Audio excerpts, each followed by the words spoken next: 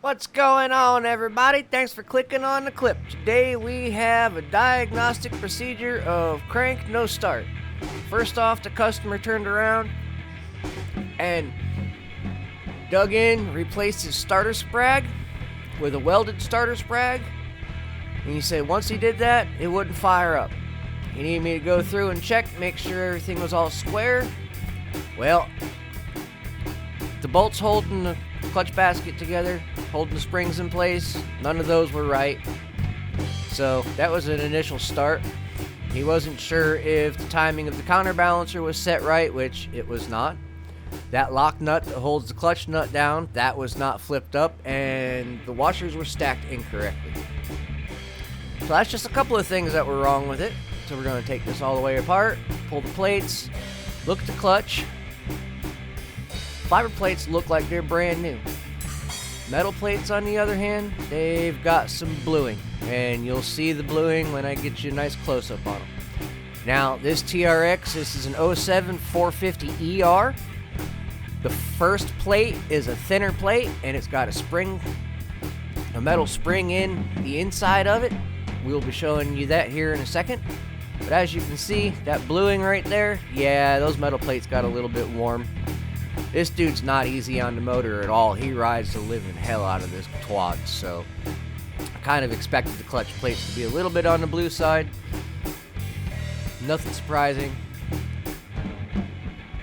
Pull this out, and we'll show you here exactly what that little spring is. Space taker upper, a little spring plate, and that clutch plate is actually thinner and goes over the spring plate. You can see, very obvious. You need to make sure that you stack these things correctly, or else they will not work. If you can even get them back together if you stack them incorrectly. I'm not quite sure how you could get them back together because I wouldn't figure the pressure plate would fit correctly. But that's how that goes. So we'll stack that correctly when we put it all back together. Now we're getting in here and wiping the oil off of everything so I can find these location dots. Because all these gears have little location dots on them. You need to identify the dot, line them up. He got pretty close. Really, really close, actually. For somebody that didn't know that there was supposed to be a timed counterbalancer, he was only a tooth off. Just one single tooth. It wouldn't have made it vibrate very much, but it might have still vibrated a little bit. So that wasn't really a problem. It wasn't correct, but it wasn't a problem either. Gonna pull the weld-in sprag, make sure this lower, and make sure all of these gears are on there correctly. There is, in the splines on these gears, there is a flat spot where the splines do not go all the way around. Just showing you that here in a second, because these gears only go on one way. That flat spot right there goes on the flat spot on the shaft. If it doesn't slide down nice and easy, you're not putting it on the right spot. If it's lined up correctly, just slides right down on. Make sure all the dots are lined up the way they need to be. Make sure all the gears are seated the way they need to be. And keep reassembling. Dot on that gear also. That dot correlates with the dot that's on the shaft.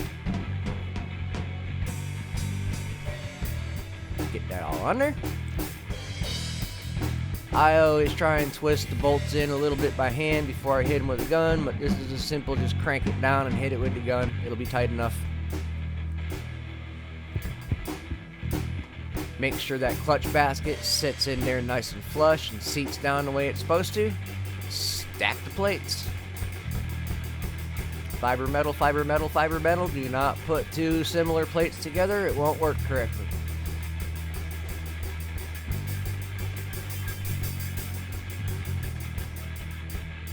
Get the nut on there.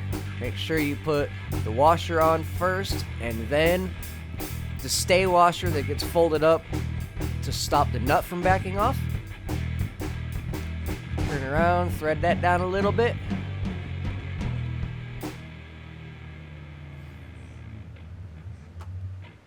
get on there with a gun, put some pressure on the clutch plates themselves, crank down that thing. The pressure from the pressure plate, or the pressure from the clutch plates will stop the inside from spinning. You get in there nicely, fold that stop washer up. You're gonna reach in here and find an old Honda clutch basket with factory Honda bolts, and we'll be putting the factory Honda bolts back in this clutch.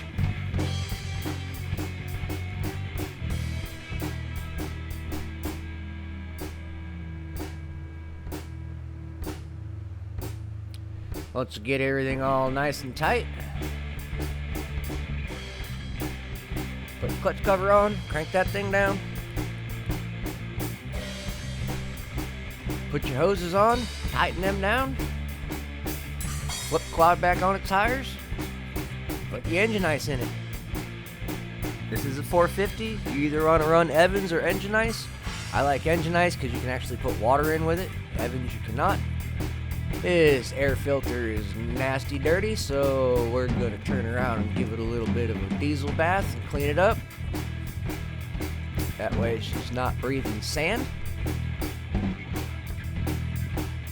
Throw some oil on it after we get this thing all figured out and back together. Got spark plug out, decent spark. That's the old spark plug. Turn around, got a new spark plug. This new spark plug fires a lot nicer. Pull the drain on the carburetor. See if there's any sediment in the sediment bowl. Just a 17 millimeter. Get in there with your fingers, pull it out. Sediment bowl was spotless. Carburetor was absolutely beautiful inside, so there was no carburation issues.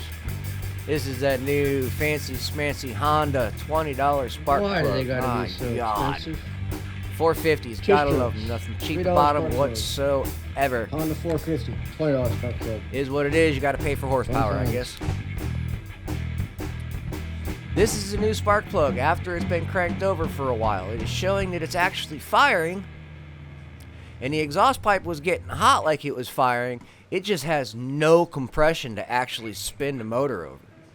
So, we're going to turn around, have to stare at the spark plug for a little bit in amazement that yes, it's firing, and it shows that it was firing. We'll grab the old leak down tester and compression gauge kit, steal the extension out of the compression gauge kit, throw the old OTC leak down tester on this four-wheeler, see what the gauges have to say. First time around, I did not make sure it was at top dead center, and we had leaking out the intake. So, to double check, I turned around, pulled the valve cover off, checked the cam. The cam was off by about 20 degrees from top dead center. Should not have had that much leakage. Not whatsoever. Intake valves pouring out air. Not good. But you can hear it. So, for double check, we'll pull the valve cover off, make sure it's at complete top dead center. Valves are where they're supposed to be. Got slack in the rockers. Try this again.